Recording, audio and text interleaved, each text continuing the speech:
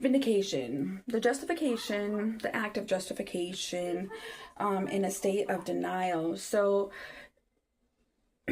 I denied to forgive myself for sins that weren't for me to carry. And those ones were the hardest to get over. I could not bring those, to myself. I didn't want to bring them to the surface, but yet they were the most, that had the most effect on my behavior patterns and my thinking patterns,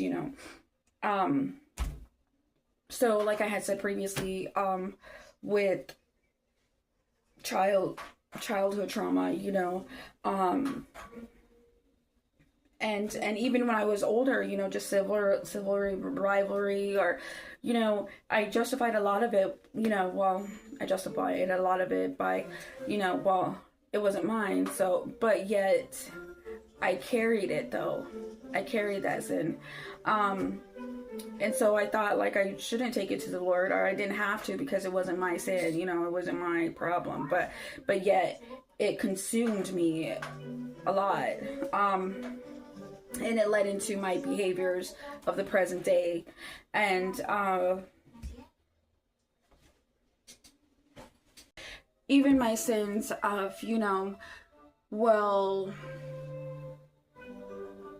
I was depressed, or I was high, or, or they're okay, while they antagonized me, or they provoked me, or, and which is really crazy because I'm not even a violent person whatsoever. So, and even that right there is, an act of denial, wanting to let go and release that sin, and hand it over to the Lord.